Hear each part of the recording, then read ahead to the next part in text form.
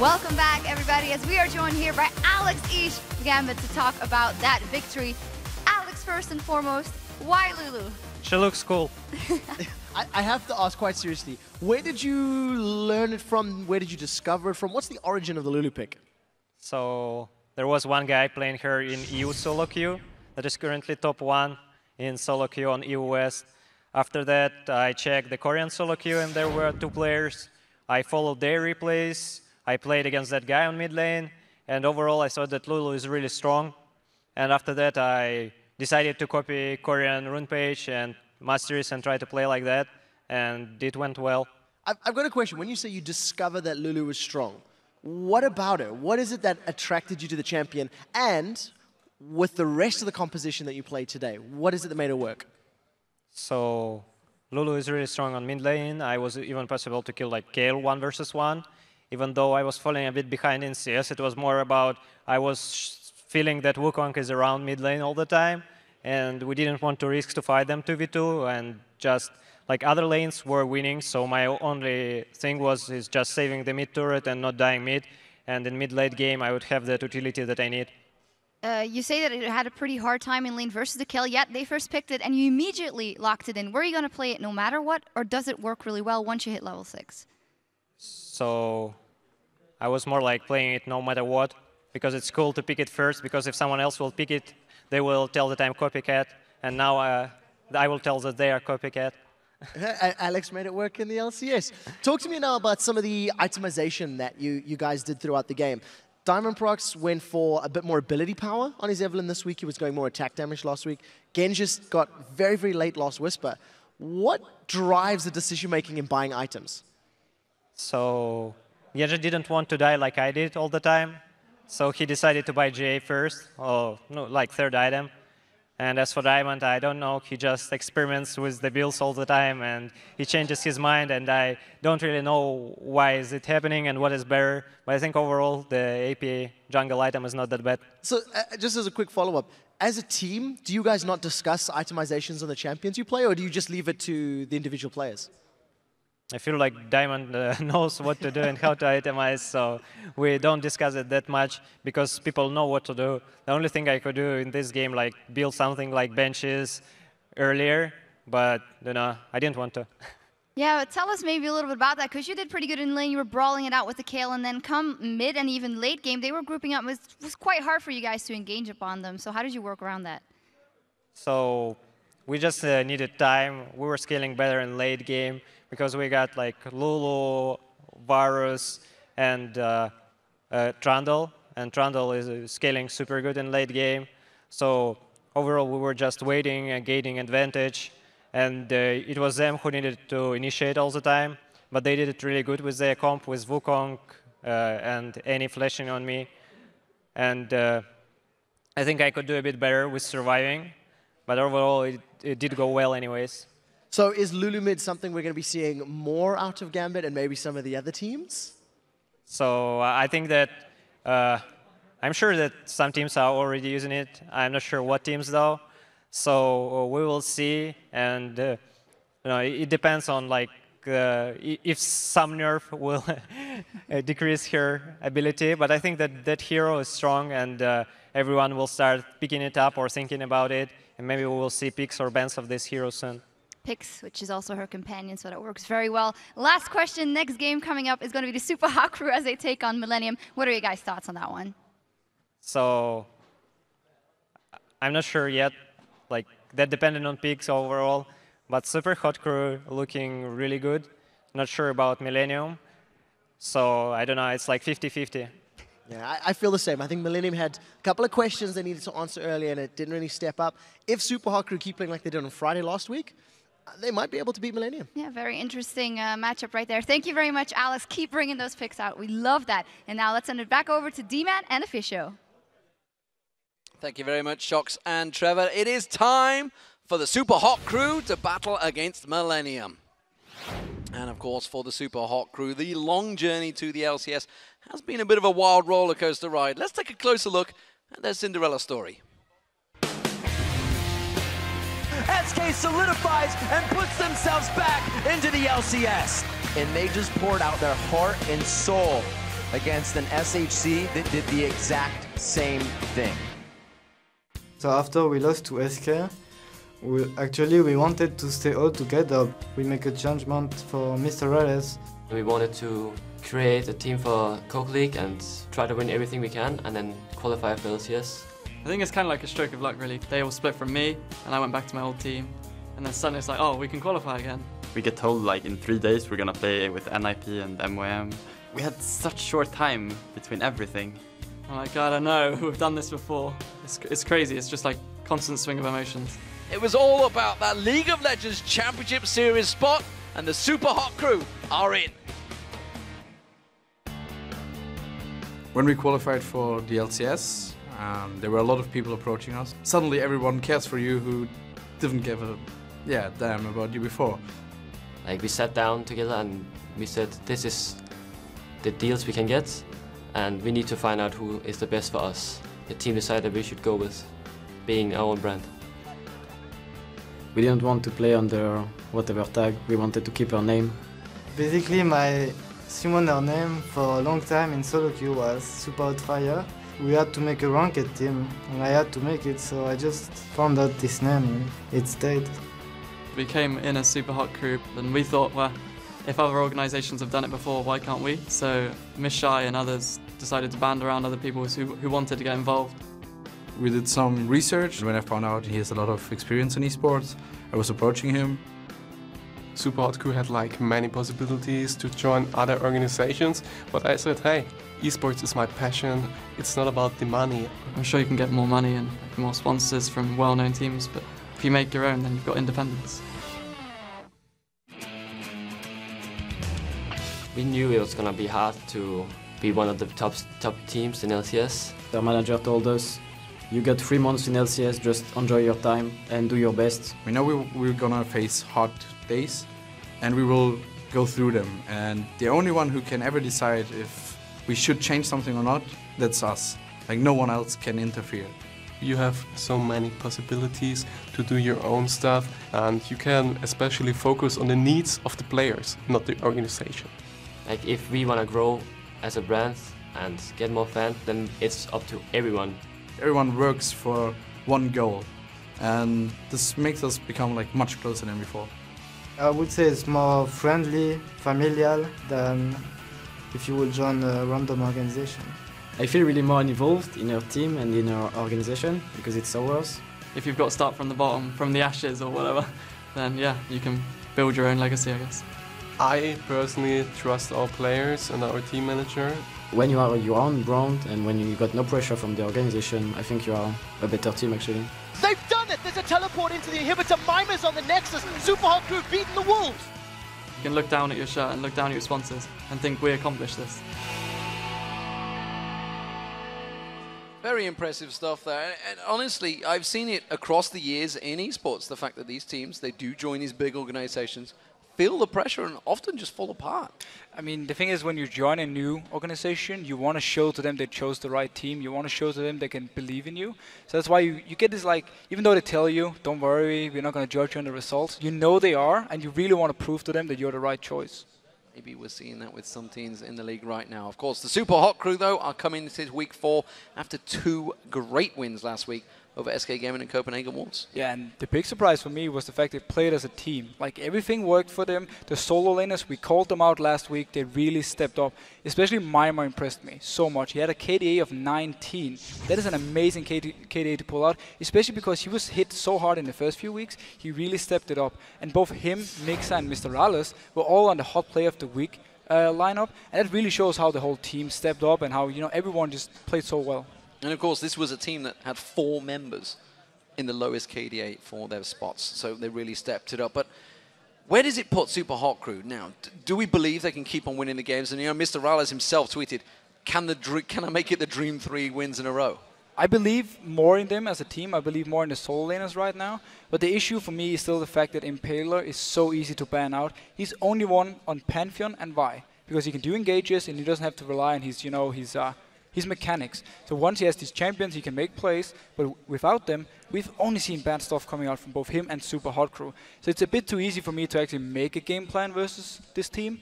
And I think they really need to start improving it, or improving more the champion pools. For instance, I would like to see Wukong being picked up for Impaler. It kind of reminds me of both Vi and Pantheon in the way you can do the engages, you have good early game pressure, and you don't really rely on your skill shots. I mean, we just saw the 5-man Cyclone, so it's a possibility. Worked almost for the Copenhagen Wars. But of course, in the game versus Roccat, the lanes phased, it went well, but they felt a little off in the late game. Yeah, we're talking about Millennium right here. The fact that it didn't work for them in the late game, teamfight-wise, is a big issue for Millennium, and it shows the issue we had with Millennium for such a long time. Curb, he was roaming around early game though, setting up a lot of kills. It kind of stopped. As soon as teamfights were there, he went from 3-0 to 3-3. And everything just kind of went to nothing. I do like, though, the move they did with Aranea early game, putting him in the top lane to help Kevin out, get that lane snowballing, because it meant that you had both the mid lane and the top lane snowballing. It didn't work out for them, again, because once you get to teamfight, it's not the same Millennium that we used to see. Creaton, though, I like the fact that he reminded me a bit of the Creaton from last season. He was very aggressive on Tristana. We saw him jumping into teamfights, trying to pick up kills and get out again. So I like that way of playing from Creaton.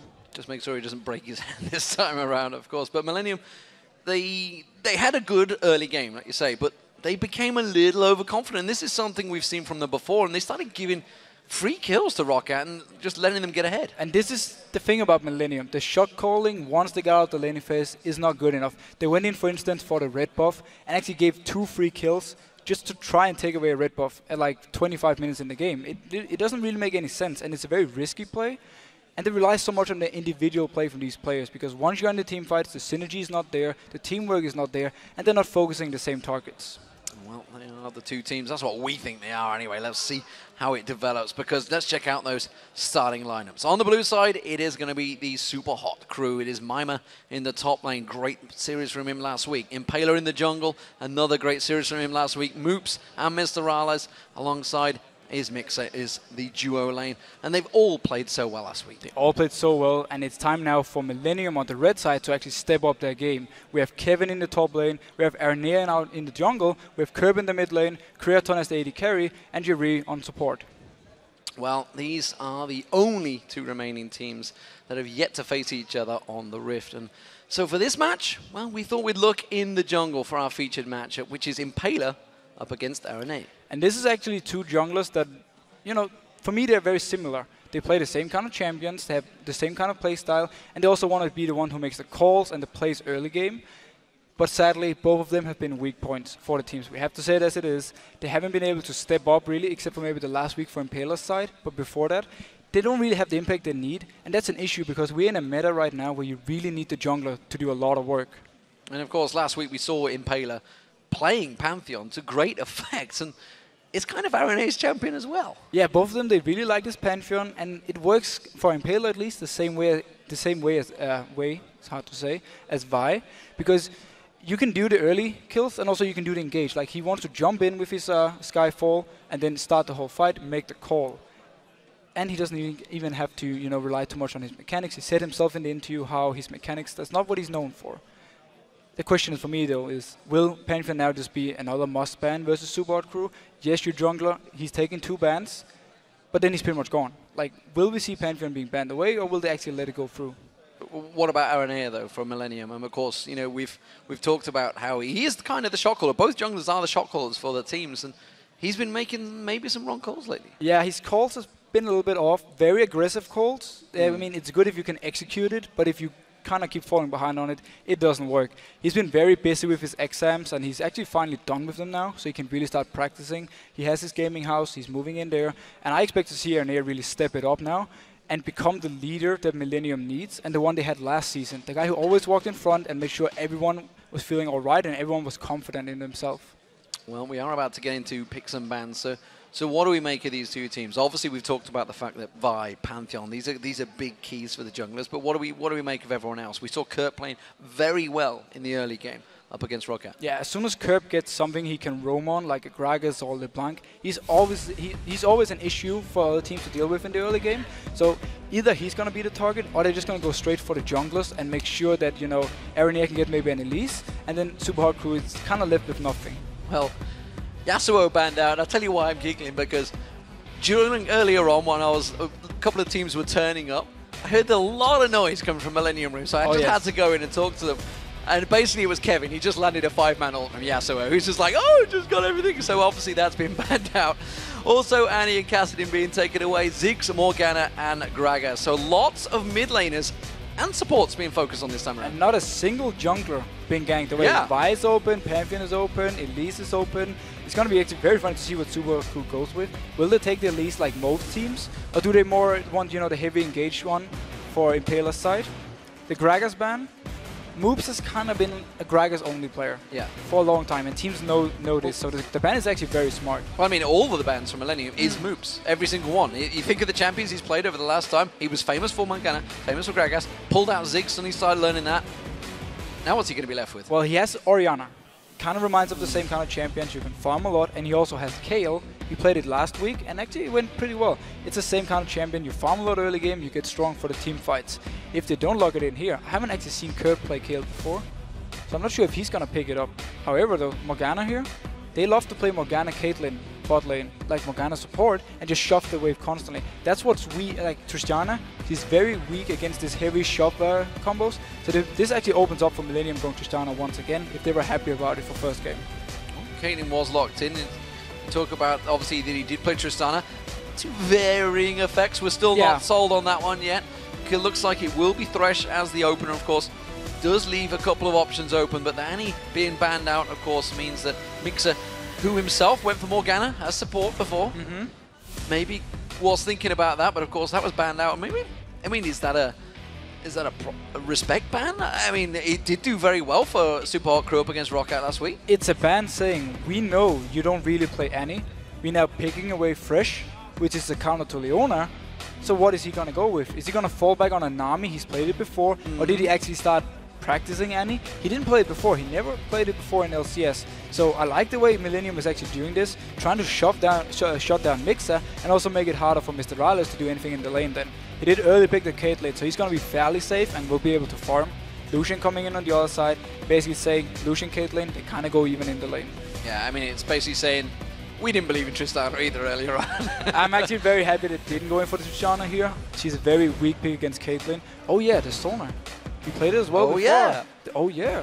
And it works. I actually always liked Sonar versus Thresh because you have so much poke on him. As long as you can dodge the hooks, he can't really do anything to you, and you can just constantly poke him down. And if he does engage on you after level 6, you can counter-engage with your ultimate right in the face of him and a team. There is Pantheon being locked in, so it's Impaler going for that one. It worked very well for him last week. 2 wins on it. Means that Aranea won't have it available. Did also see a LeBlanc being hovered over by Kerb just at the end there. I think so. He actually instant locked it in. Kerb on these assassins where he can make plays. He really wants to punish moves. However, Orianna is actually very good versus LeBlanc, so they kind of open up for moves to go that route. Maybe trying to scam a little bit away from the Kayle. Pantheon pick. I think Super Hot Crew is one of the only teams who's actually not taking Elise when it's up, because they want to play to what they know they're good at, and they want to play with, and he doesn't even pick Elise. Anyhow, they want to play to where they know Impaler is good. They want him on the champions he can do engages on, and where he can do the early, like, very aggressive plays. Well, Elise was used by Aranea in the previous game against Rocket, but he's gone back to Lee Sin. It's a champion he played very well throughout the summer, and this time around, going to try and work it against the Super Hot Crew. Now the question is, will Aranea stay around the mid lane like we've seen him in the past weeks, constantly getting Kerb going, or will he shift the focus again more towards the top lane and try and get Kevin rolling and, you know, want Kerb to kind of win his lane alone? That's actually very interesting to see. I expect the bot lane to be kind of left alone though, because they will do fine with this fresh Lucian setup. Well, maybe the question's going to get answered here. Does Moobs play Kayle? Maybe he will be. It's an interesting pick. I was going to say that's a dangerous pick because Kayle can be very squishy early on, especially against a LeBlanc. It will be an Orianna falling back on that one, and it's going to be a Mundo in the top for Maimer. Yeah, Maimer just constantly picks this Dr. Mundo. Yes, he loses the early game a little bit, but once you get to team fights, he's very strong. Orianna pick versus LeBlanc, very smart. You can get a few skills in your shield early game, and you can just prevent all the damage from LeBlanc and just poke him out constantly. Warwick. Kevin actually went forward. He did go for Warwick. And I quite like that versus Dr. Mundo because you get very tanky late game, you have a lot of impact, both is running teleport so they can follow each other, and this is pretty much a free farm lane for Warwick because Mundo won't be able to poke it down.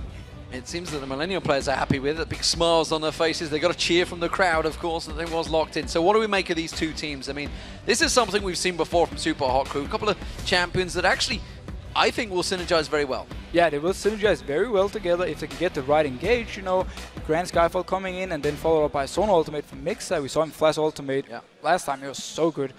I have to kind of touch on something I said myself just before with the bot lane. Caitlyn, Sonar actually, if they get an early push going, they will pretty much force Lucian and Fresh to lose a lot of CS at the turret and therefore force Aranea to come down and help. So I expect them to actually draw a lot of attention early.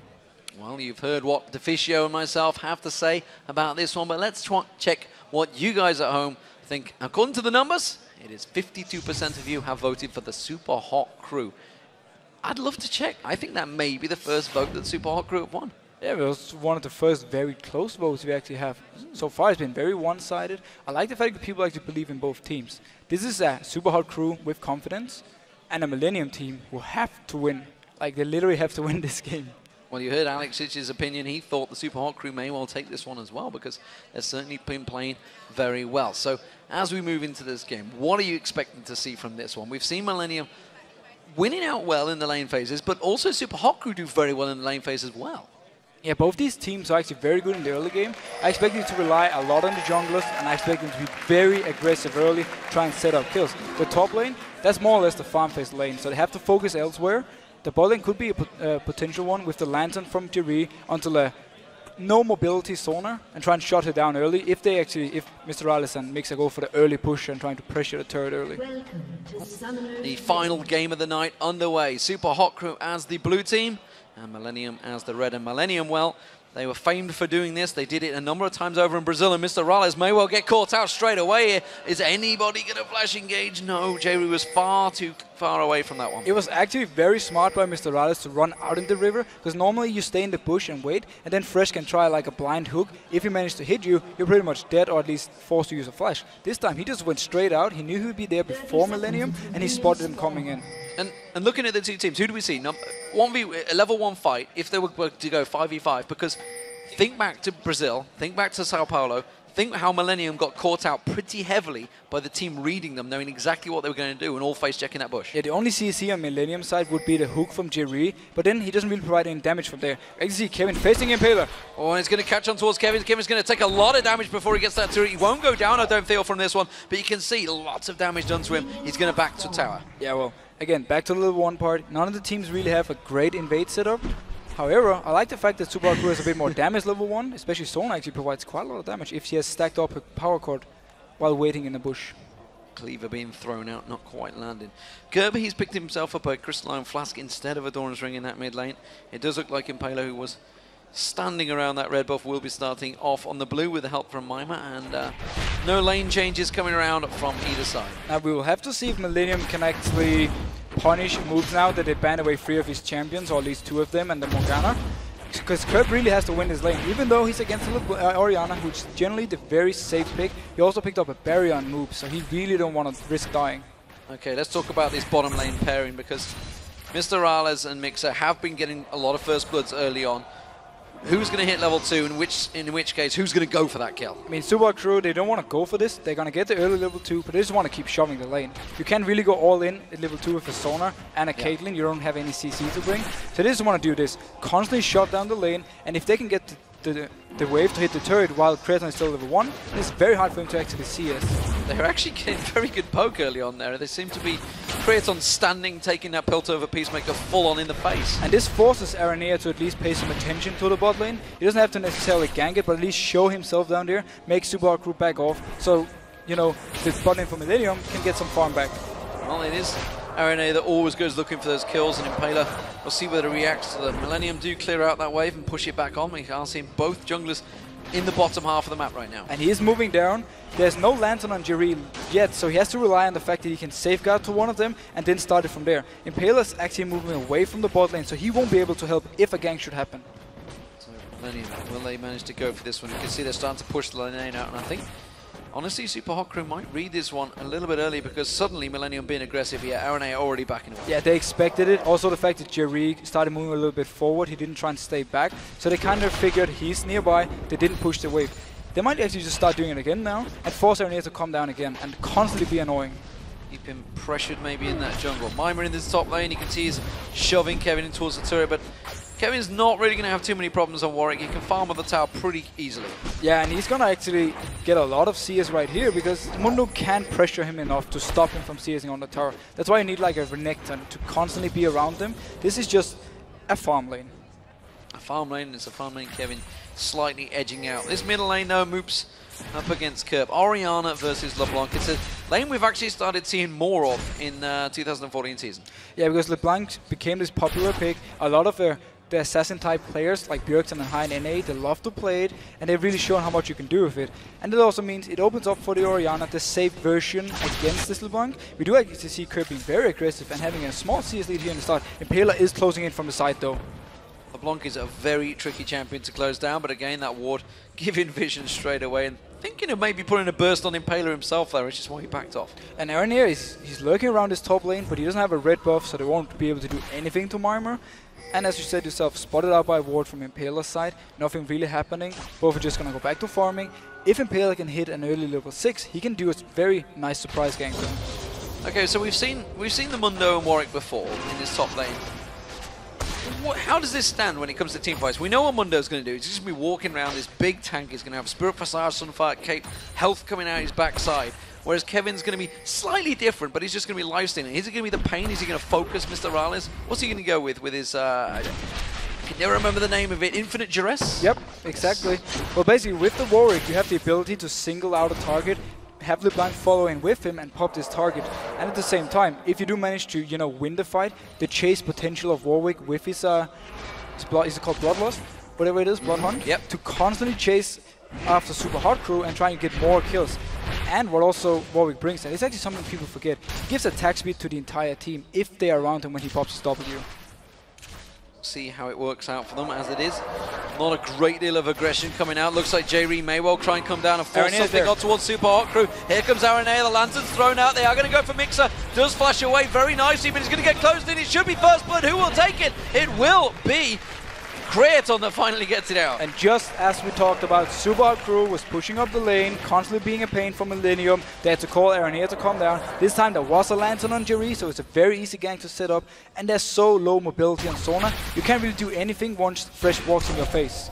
Moops getting bursted once again by Kerb in this mid lane, keeping the pressure on him. So Millennium get First Blood. Will they follow it through? This is something they've done quite often. It works out very well. They have very good early game, but they tend to get a little overconfident, and it is RNA that tends to go for it. Impaler's going to go face to face with Kevin, sees him out there, doesn't fancy it. That was so good. He actually spotted out Kevin because he was level 6 moving for the gank. RNA was on the other side of the Wraith. They could have collapsed the 3 people onto moves and therefore trying to, you know, get Kirby even more rolling. He's actually already winning the lane by himself CS-wise. That's very impressive. Or maybe also a little bit Moops not playing too well so far. RNA is spending a lot of time in this mid lane trying to get this gank on towards Moops. Maybe it's Kurt making the calls, maybe suggesting it, but we see this bottom lane. Now that Millennium have got that First Blood down here, they're starting to be a bit more aggressive. Yeah, and Super Hot Crew has to be very careful because there's no flash on Mixer, so if RNA should be there again, or even if Mixer should be caught by Hook himself, he doesn't really have any chance of escaping if it goes wrong. LeBlanc making a move down to bottom, but instead it's just warding out that red buff. Moops will be picking up the blue. It's going to be gifted across towards him, which means he will be able to keep Kerb at bay for a little bit longer, who himself hasn't actually got the blue buff yet. Oh, he hasn't picked it up yet. Arnea started his red buff and then he moved all the way down, so he could be in the bot lane as fast as possible early game. Impaler will hit level 6 though when he picks up his own red buff, and then we can actually really start seeing the ganks, and we can see how well Arnea actually reads him. If he's nearby when the Grand Skyfall comes in, he can maybe turn it around, especially in this mid lane, where Kerb is looking very strong so far. That single award that was placed by Millennium, and of course the one by RNA, just giving all that vision. They know that he's on red buff, they know the rotation, they know the Moops is sticking around in the middle. So all the information given across. Kevin taking a look towards the blue buff. It is already gone, buddy. You're too slow on that one. It is still a very nice ward versus Pantheon because, you know, you don't really want to ward just in the river because he's going to jump across it. So with this ward right here, you might be able to spot Impaler doing a long Grand Skyfall into his lane, and it's actually making him a bit more safe. I will help the crowd. You pointed towards the blue buff ward. Yeah. Pointing towards something on the screen doesn't help the hundreds of thousands that are watching. But it's good that you do that. As it stands, Grand Skyfall is available now on Impaler, but he has no help down here, which means he's just going to clear out, make sure the wave doesn't get taken by the tower. And first item by Curb, full-on aggression, needlessly large rod. He's just going to go straight in the face of whoever is coming close to him. If he gets the early DFG, he can really start setting up kills, and we actually see him moving towards the top lane. Yeah, and there's no ward coverage here. Mima may well get caught out by this one. Has got his ultimate available, but you see the Infected Cleaver landing. That's going to be the Infinite Dress. The burst down is just a stagnant target, and Mima will drop from this one. Or will he? He's going to try and get away. The blood hunt from Kevin. He should get the burst down. He's onto the tower. Is there going to be no Grand Skyfall's coming out from Impaler? But he's already gone down. It's just simple defensive duties now for Impaler. And a nice roam coming from Curb. He does it every single game. If he wins his lane, he will make plays everywhere else. And the nice thing about this one, the stun from Warwick came in where Mundo was actually on the right side of the creeps. So he could hit the chain from the blank without having to dodge around these creeps everywhere. And of course, we see Aranea immediately setting up, defending the lane, making sure the farm doesn't go to waste, keeping all the advantages. The teamwork that you see from these LCS teams is always top-notch. And at the moment in the lane phase, it's going Millennium's way. Yeah, and this is what Millennium does every single game. Oh, hook coming in on Rallis. Hook onto Mr. Rallis. Oh, Crescendo completely missed it. Actually, I think he caught Creaton as he managed to dodge out the way. Mr. Rallis trying to turn around. Great pilt over Peacemaker there and turning the pressure back onto Millennium. Yeah, the ultimate from Mixa just caught Creaton and actually prevented anything from happening. Instead, Super Hot Crew actually won this trade. They don't have the ultimate now though. If there should be a potential dragon fight or a fight in the bot lane, Solana is going to be rather weak. Millennium looking to try and make plays, safeguard on towards a ward there, but Aranea is going to get caught out. He kicks his Mixer. Mixer in trouble, no flash available. As he has, can he get out of it? Instead, it's going to be Aranea focus. No! They've let him go! Because in comes Kevin. Kevin teleporting in, Impaler's in trouble. Shockwave getting pulled by Moops, but it's not going to be enough to save him down. Impaler drops down. Kevin going to get focused on Mr. Rallis, trying to kite him around the tower. Has he got the damage on Kevin? No! He just gets baited into it, and J-Re picks up a kill. Now Moops is in trouble. Mima joins way too late in this fight. Way too late with the teleport from Mima. Had he come down earlier, he could have prevented some of these kills from happening. Instead, Millennium just picked up so many kills, and now Mima might even be caught out. Mima in trouble. Oh, the Death Center's not going to land, but J-Re is sticking around, finally backing off, and that bottom lane creating a lot of plays. 3-0-1 Creaton. And now, talking back to the communication part, there was no ultimate on Sonar, so they called Aranea to come down to start the fight, and Mixa went the completely wrong way around, got caught out, just died pretty much for free, and then everything started because a great teleport from Kevin came down, and they could just chase it up. I'm not sure why Mima didn't follow him with teleport. Paler's been late to the fight. Last time around he played Pantheon, he was countering so nicely, but this time around he was just too late. That Grand Skyfall is available, but not a great deal that he can do with that anymore. Spectral Cloud picked up by Mima in that top lane, who was really redundant in that fight, finally chugs his way up there, and again, ward being placed by Aranea on that blue buff, ready for it when it spawns. They want to fight for it, especially because Curb is so strong in the mid lane. He's more or less able to pop anyone at this point. So if they can set up a 3v3 scenario here, where Warwick picks a target with his ultimate, and then Curb goes straight on it, they can take the blue buff and, you know, keep the dominance going. Millennium, they're so good in the early game, and if it wasn't them, I would actually say, you know, they can snowball this game, but we have seen them throw these leads before. I like your confidence in Millennium. I don't have it yet. We don't have it yet. Oh, Death Center's been missed up from J-Re, a good poke back and forward. We do see Impaler, but look at that. That ward that was placed deep, like you said earlier on. We saw Kevin doing exactly the same. They have full vision of him, so they know Grand Skyfall's available, which is why you see them playing so cautious in the lane. Yeah, Millennium really shows they know how to play with Pantheon and against Pantheon. They're constantly making sure he can't do anything. He's actually going in now. Grand Skyfall Crescendo onto Creaton. The stamp's going to land on him, but he manages to take the blind ladder away straight away. Blind ladder, I don't even know where that come from. Lantern is the word I was after. A blind ladder, maybe. But we see, countering, the moment he was away, Aranea comes in, steals the blue. Yeah, and Curb wasn't even there, so he just went in for it himself. Curb instead roamed to the bot lane. He might catch out Impaler. Impaler's going to get caught, burst down towards him. Oh, look how much damage Curb just does. and Impaler gets popped. Now Mr. Rale's in trouble. This is all going Pete Tong for Super Hot Crew. It is going to be Creaton picking on towards Mixer. There's another kill. Creaton gets it. And this seriously couldn't go any worse for Super Hot Crew. No matter what they're doing, Millennium is there to punish them. You have a 13 minutes DFG LeBlanc instantly one-shotting your tank. Millennium, if they keep up this pressure and keep taking these kills, the buffs from Super Hot Crew, there's no way they can actually get back in the game.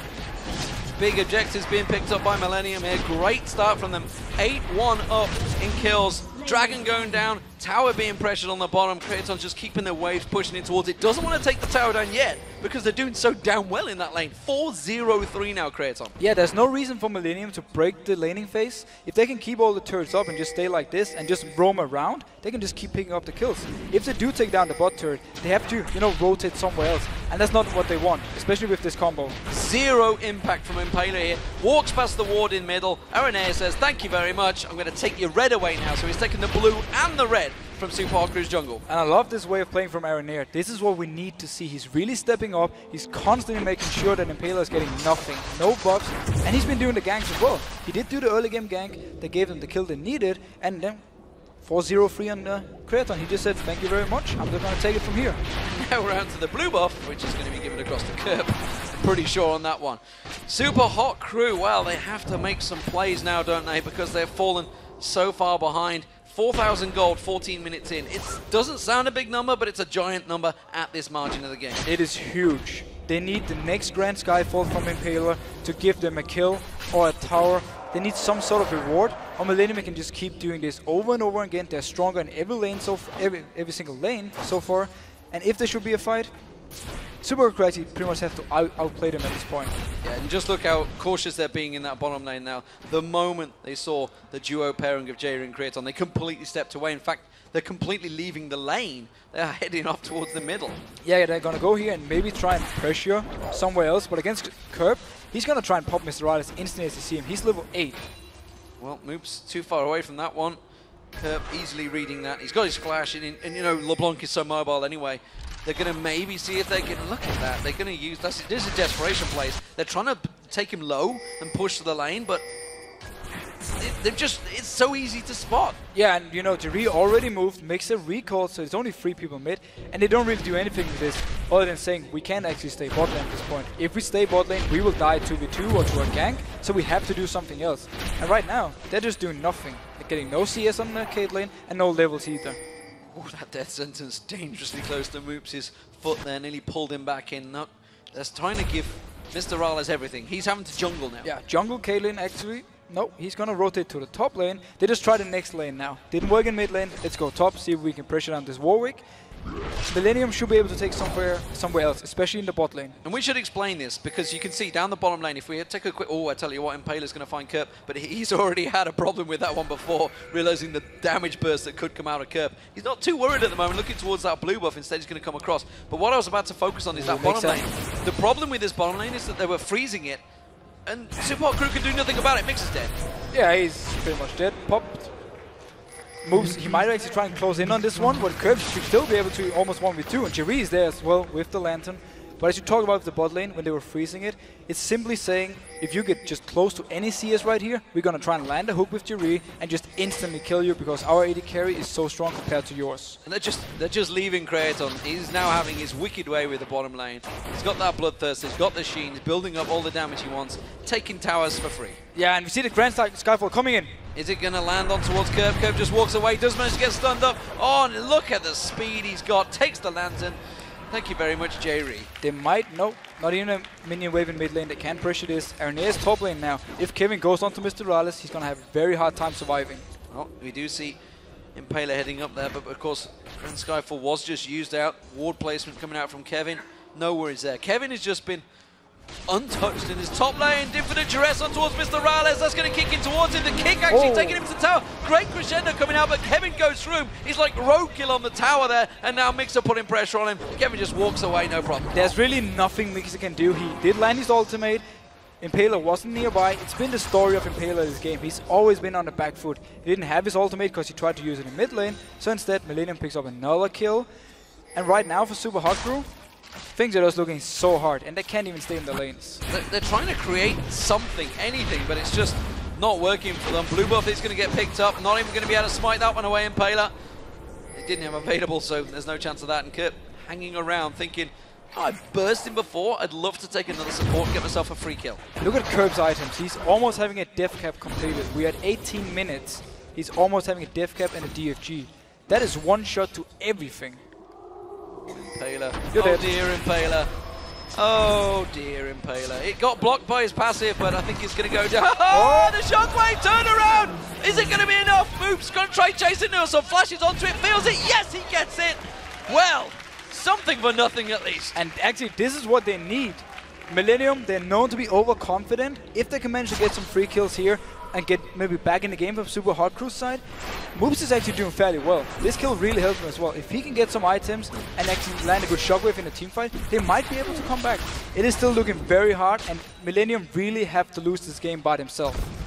They may well do that. They've done it before. The TP coming in behind. Oh, going to be a flash on towards him. Puts the box down, shocking up Mima. Mima on that toe. Look at J-Reed. They've got to realise the fact that he's on that turret. Moops taken so low now. Kevin trying to work him out. J-Reed will go down, but Moops is going to follow. Now Mima's going to be the next focus coming in down the bottom. It's going to be Creaton focusing towards him. Doesn't manage to get the damage down. The culling coming out. It's going to wipe out the minions. Kevin can tank this tower for days. And it's going to be Creaton getting yet another kill. 5-0-3 now. And the barrier actually gave Moops a kill. He was able to survive long enough to pick up the kill on J-Reed. Again, this is what they need. Millennium quickly counter-engages and they can take this turret. Now they're going to go in towards Impaler. Aranea tanking out too much damage maybe. Heartseeker trying to keep him at bay, but again, Mixer's going to get focused on. Oh, that kick would have landed. I'm pretty sure Aranea would have followed. And Curb is here, coming to the party from the side. He's not spotted by a ward. Will he try and go again on Impaler? Oh, Impaler, you are in all sorts of trouble so often so far in this game, but it is going to be the Dragon that Millennium focus on. Kerper's not done yet. He's still in that mid lane. He's looking for kills. And he will just keep trying. Will Impaler? No, he doesn't really have anything to go in with, except for his ultimate, certain death. He decides to just let the Dragon go, wisely enough. Can he get this red buff though, or will he? No, but yeah, he can. Millennium actually packs off, for once. For once. For once they get themselves a buff. Blue buff will go across the curb. He's going to continue on his merry way. Rabadon's death cap almost completed. Sorcerer's Shoes doesn't even need them. He's just popping people for fun right now. And of course, this is something we've seen with LeBlancs in the past. And, you know, considering we kind of wasn't sure on the LeBlanc picks in the first 2 weeks, it didn't really work out very well in Europe. Of course, we've seen it working well in North America, but, you know, the mid laners are not as good there. So as it is in Europe, it's not quite working out. Fuck with that one. Right.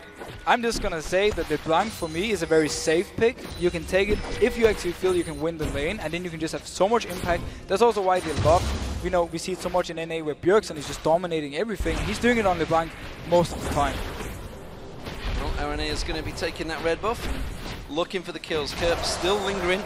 See, he's just trying to stay in the blind spot, just around the corner so he can get some of that burst down, putting those wards in that mid lane, but nobody really falling for it anymore. And when he actually recalls, he will be able to pick up this death cap and start working towards maybe a void staff, just to even more damage. Generally, the entire team of Millennium, except for Aranea, is going, you know, very damage route right now because they are ahead and they want to keep snowballing it. The question for me though is, can Millennium actually hold on to this lead? Well, it's a question we've always wondered many times.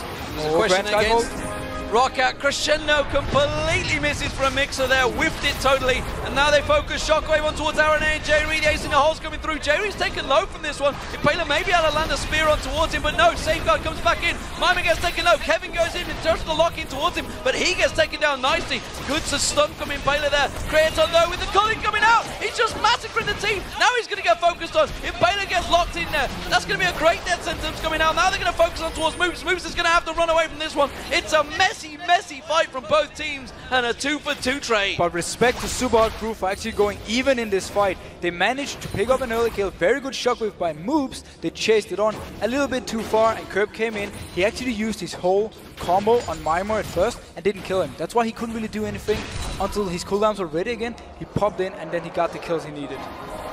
Millennium, we mentioned how many times they've gone a little too aggressive and a great again dissonance coming out, but that will be the turret. Kerb just trying to use his Mimic there to just try and bait something from Moops. And the guy that was targeted by all the bans from Millennium is actually the one who has to really step up from Super Hot Crew. He's free 1 and 2, he's almost completing his death cap, and he's actually having quite a lot of damage. If he can keep going like this, Super Hot Crew actually have a chance in the fights. stands Super Hot Crew trying their best to get themselves back into this one. We have to touch a little bit on the fact that hard engaging from Super Hot Crew is very hard against this team. Very mobile Millennium. We saw before the flash ulti coming in from Mixer, dashed away by Creaton and jumped away by Curb. So it's going to be very hard for them to actually hit anything, especially also because Aranea can do the same. He can like dash to a ward. It is going to be the Super Hot Crew this time around picking that blue buff up for Moops. That's important. He needs that. Kevin's going to take that top lane turret. One more swipe of his claw will do that. And they will back away. But Millennium, they're looking for kills. Impaler's going to get found. He's going to get kicked. He's going to get punted. It's going to be Kerp coming in. And once again, destruction from Millennium. Yeah, but Ducey actually knows. Oh, wow. What are you doing, Mr. Rales? Out of position, trying to create anything, trying to get some farm. But Creaton and J-Ree just find him easily. Yeah, just when Super Hot Crew actually had a good team fight, they just do two things so wrong. First of all, Pele stays around just to throw a spear in the face of Aranea, even though there's a risk of Kerp being nearby, has to give up his life. Mr. Rales, he had to shove up the ball lane to try and get some farm, and he just got caught out of position. Kick on Mixer, Lee Syndrome, he had so many wards placed out there. Pretty making sure they get that full vision. It's put down a minute ago. Creaton now down in this bottom lane. It's J-Ree that's tanking out that turret. They're going to take this inner turret down, no problem about that. For Millennium, that takes it 5-0 in turrets. And look what Millennium is doing right now. They're scared of team fighting, so they just spread out on the entire map, and they keep Kerp in the mid lane, and then he can roam towards bot now. See J-Ree with the hook. Flash death sentence on Mixer straight away. He does get the crescendo out at the end, but it's not going to get him a kill. Or will it? No! Sidestep, Mr. Rales, infinite duress. Mr. Rales runs away. Impaler's just trying to dash away from that one, and it is going to be Kevin again taking all those tower hits. Millennium just creating everything they can against Super Hot Crew. Yeah, just as we talked about, they want to spread out Super Hot Crew and then try and make a pick, especially with this LeBlanc and also an amazing flash hook coming in from J-Ree, setting everything up. They do have to back up though. They can't really push on this Orianna at the moment. At the moment, it seems that Millennium are just in control of this game. 18-5 in kills, and I just want to quantify talking about these mid laners because, ladies and gentlemen, Bjergsen is European. I don't care if he's in North America right now. He's still a European player. We're keeping him. He's still my little Bjergsen. He's your little Bjergsen. My little Bjergsen. You've said different words to Bjergsen, I believe, on camera in the past. We won't go to that right now, though. Definitely not. I really like Bjergsen. I'm very happy he's doing well in NA, and I wish the best for him. But back to this game. Millennium are just totally dominating right now. Super Hot Crew, you know, we've talked about before how they do well in the early game and then they manage to turn the game. This is probably another situation. I don't think we've ever seen them come back from a dangerous situation like this. No, we haven't really seen them as a team pile up and make the comeback. But so far, they're actually doing the right thing. They're just constantly farming away like they should be doing. Millennium, I have a weird feeling right now that they're actually scared of trying to do too much. That's why they want to make these picks and then set something up. We haven't even seen them trying to get vision control of the Baron area. That's actually Super Hot Crew who's having the wards there. So Millennium right now, just waiting out a little bit, maybe waiting for a few key items on a certain champions. So let's talk about this impact that Warwick's had in this game, because he's got a 100% win rate so far, looking like it's going to stay that way. This is the 3 of 3 now win rate for Warwick. Is this really a champion we're going to have to start looking at? Because again, infinite duress on Mima. Mima tanking out the turret, quite a lot of damage coming towards him, but nobody else really going to follow this up. Oh, as I say that, Millennium dash up that mid lane. Oh, he's teleported. Oh, he's teleported. Yeah. He's gone. Nice. Warwick, I like him very much versus Dr. Mundo because it's this farm lane and you have to teleport. They are starting the Baron though, and there's a ward on it. Will Super Hot Crew react to this? Well, Creaton trying to tank it out. Aranea's going to come in. They realize the rest of Super Hot Crew are going to have to come in for it. Are they going to be able to do anything about it? Crescendo's available. Flash is available. Can they get closed in the right time? Kerp's taking pretty low on damage here. The rest of Super Hot Crew don't come in. But let him. Oh, Lee Syndrome kicks in for Aranea. He goes deep on this one. Kicks Mixer in towards that. Mixer not able to do anything. Crescendo was not even used. Aranea goes down. It's a 1-for-1 so far. Kerp comes back around. Mr. Rales trying to kite him out. Uh-oh, that's trouble for Mr. Rales. He gets popped by Kerp. Back and forth action, but it's another 2-for-1, and Kevin continuing to put pressure on Super Hot Crew. Again, a kind of messy fight. Mixer got caught by the kick from Lee Sin and into a hook, and he just died from there. Oh, J-Ree actually been caught out. J-Ree does get the death sentence down. The shockwave was used, but just not enough damage, even on the support. Again, if you're so far ahead in gold as Millennium are right now, you need to be able to win this fight, you know, more convincingly. Right now, they don't really do too much other than try and pick 1 or 2 kills, and then we go back to the same mode. Oh, they're going in! Oh, infinite duress. That's going to be a hoops down. Completely caught out once again. We talked about how this Warwick can play it apart, and the moment he locks up, that's basically a dead even stun that everybody's just going to pounce on. Yeah, and right as I'm saying, they don't really do anything. They boom, flash, stun, and they go in for this one. And this is what you can do with this Warwick LeBlanc combo. Always single out a target and just go for it. And you also have the Lee Sin to actually kick someone into you. So you have a lot of options of picking out champs. It's what they're doing now. I'm being a little bit too harsh on them, I feel. I kind of want to see them actually close out a game and show they know how to, you know, win games. But we're only at the 28-minute mark now. Let's not get carried away with this one. They like to take it long. Yes, but we are at such a huge goal lead at the 28 mark. That's what we need to keep in mind. They have every option of setting up kills, and they just need to do it and constantly, you know, keep Super Hot Crew on the back foot. Cast your mind back to that 7 Wolves game in Brazil. It was with the Baron, 20,000 gold ahead, and they made a good attempt to throw in a game. It was not good for Millennium, and maybe that will start flickering in their mind if some of these plays start to go askew. Yeah, it's definitely something they're actually thinking about. It's maybe why they're being, again, a little bit careful, because you really don't want or give away, you don't want to give away this lead. And they want to show to everyone, because Aaron was talking about in the interview before in the games, that we want to show we know how to close games. So that's really what they want to, you know, we can see here. Not Super Hot Crew rushing in this one, but they're walking through a wave of pink wards, and Millennium have full vision. They are a little bit spread out, though. We can see Creaton now just coming back, and let's talk about Creaton. 906, Trinity Force, Bloodthirst, to Banshee's Veil, and Last Whisper already on it. Yeah, he's so strong. We've been talking about Curb, how he can take out a target, but oh, Curb coming from side. Curb's going to go in. It's actually Impaler. He caught on, not the burst that he was looking for, and he was really after Mixer. Anyhow, Creaton, if there should be an extended fight, he's going to do so much damage. And Mr. Riley, he can't compete with it right now, and he's not supposed to. Baron being started off again. This time around, Millennium looking to peel off once again, I feel. We do see the Super Hot Crew coming in. It's going to be Mimer. Look at the damage on him. That is the tankiest member of the Super Hot Crew going down like a minion. And he got caught off guard. The rest of the Super Hot Crew coming. Oh no, Mixer getting caught out there. Does pull out the crescendo, but it's too little too late. That's a double kill now for Creaton. He's focusing in. Shockwave only capsing on Kurt. Moves in all sorts of trouble. He's going to have another triple kill now for Creaton. Can he go for the quadra? They're going to keep on chasing. No. Bat sportsmanship. Oh, another hook comes out. Brilliant play from Jerry. That's a quadra kill. This game is over. This has to be the end. Finally there, Millennium gets the fight they need, and they just pick up kill after kill. Great individual play coming in as well. You know, flash hooks, and Curb always coming from the side, setting something up. Millennium is finally showing how to close a game. Well, they're not going to close it yet. They're going to take down an inhibitor turret. They're going to take down the inhibitor as well, but the respawn's now coming in because we are only at the 30-minute mark. Super Hot Crew respawning, but they are really up against it now. 25 kills to 6. 16,000 gold behind. They have got 3 turrets. That's something, but they're just in trouble. And it's going to be Millennium taking the inner on the top lane. And the Baron didn't even go down, so they can go back to this one, try and bait Super Hot Crew out again. You see Mimer, he might want to close in on this.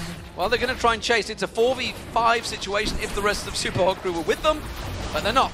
And Curb is just going to move back in. Oh, I tell you what. Moops has to be careful here because Curb is dangerous. And Curb just wants someone to show down in the bot lane or nearby. Mr. Morales not going to land his combo. Not quite going to get it in there. They're going to try and chase on towards him. Ace in the hole will take him low. Have they got enough? They're going to get Grand Skyfall. Curb could go down here. They're going to get the stun. No, they're not. Because Curb just says, see ya. Mixer's coming in though from the side. He has a lot of move speed right now. Doesn't decide to go for it. Nope. Curb gets walks away. 617 Curb, and honestly is just stomping anywhere he goes, but 1306 on Creaton. Right, here's 2 options for Super Hot Crew. Either we want to go out and try and fight for this Baron and try and stop it and, you know, pick the fight we want, or give them the Baron, wait in the base, just constantly wave clear, and then try and punish a mistake from Millennium. If they do manage to pick up this Baron though, which is fairly uncontested, they just have every option to win this game now. Not Baron being starting off by 1 Millennium once again, but again, not really focusing on it, and they've no reason to go for Baron, honestly. They don't need it right now. They've been shoving through, but Baron buff, it's always a bonus. Yeah, and when it's this easy to pick it up, the only thing that can go wrong is actually Pantheon trying to jump in and steal it, but he has no vision, so he has to guess. And if he actually manages to steal this, it's going to be steal of the year.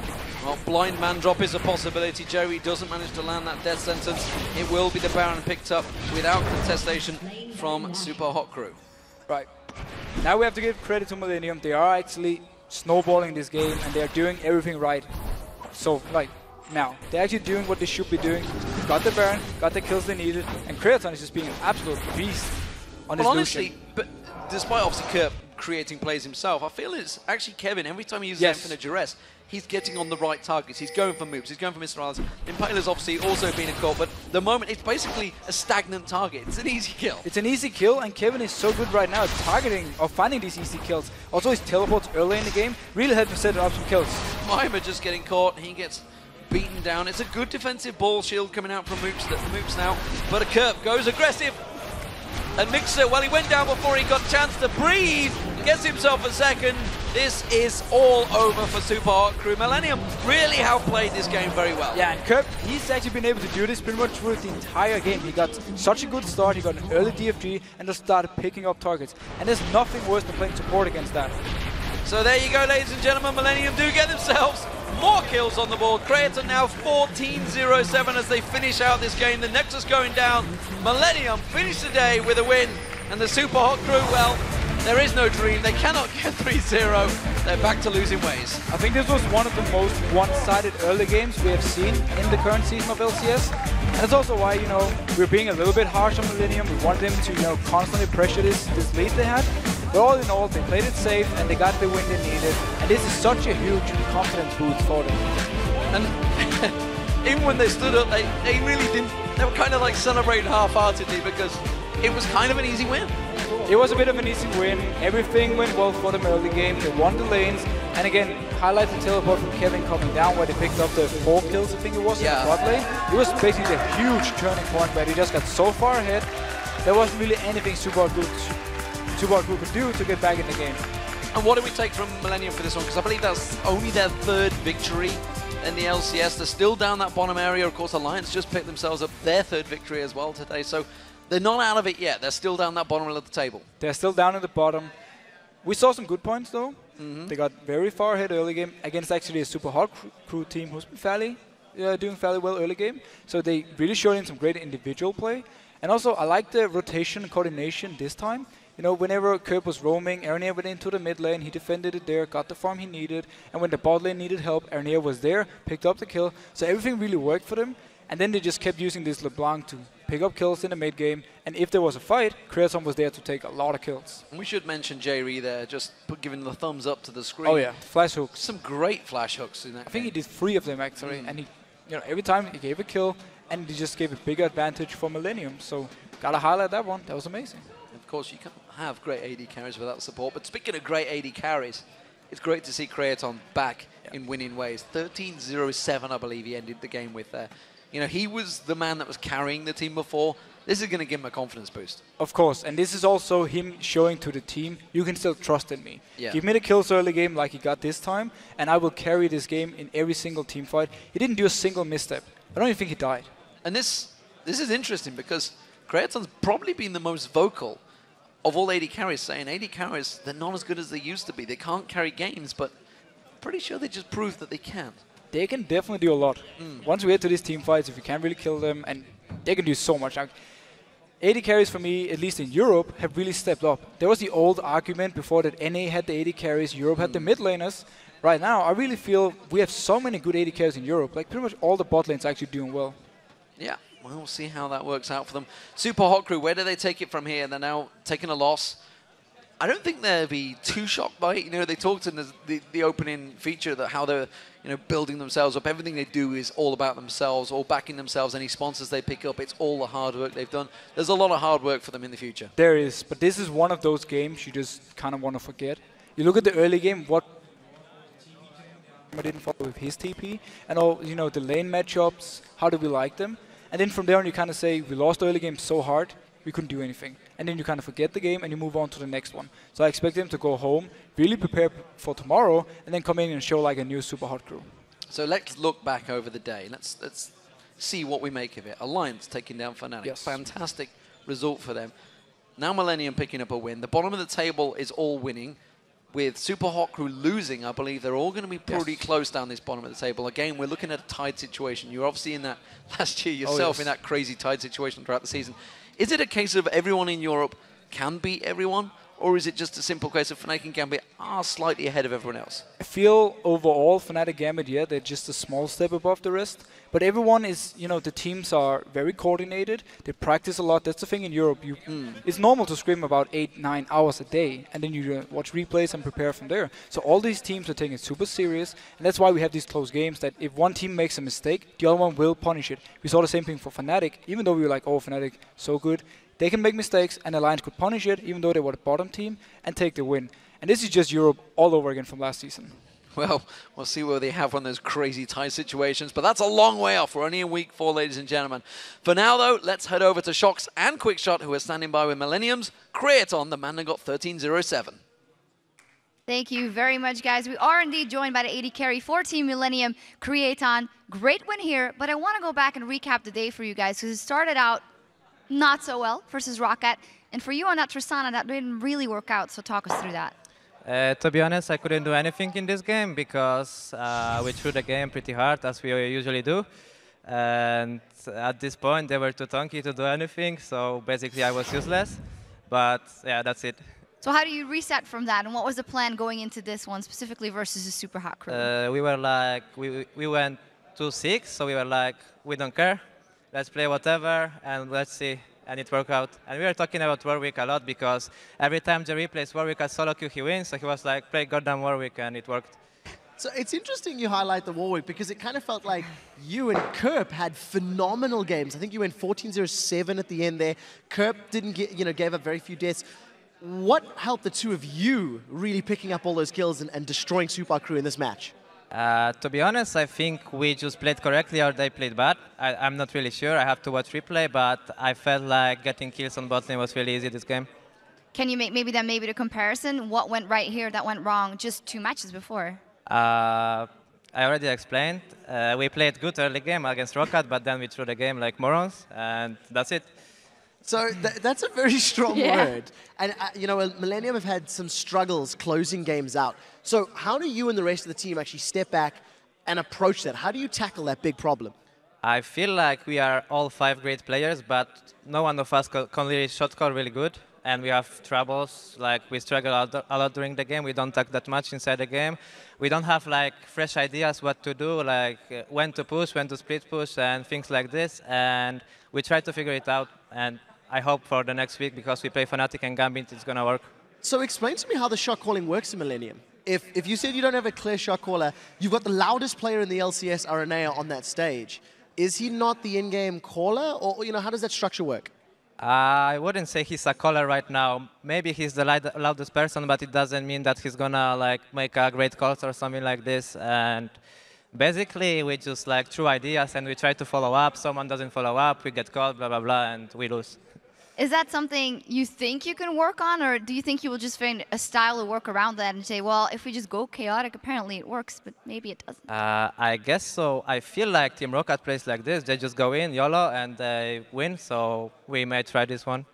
Now, do you think the same sort of solo queue approach to the game would work against stronger opponents? If you went in with that YOLO mindset, could you take down Gambit or Fnatic right now? I think we could. If we can get some kills on Lucian Thresh, then we can snowball easily, as you could see in this game. Same with LeBlanc, and I think it can work.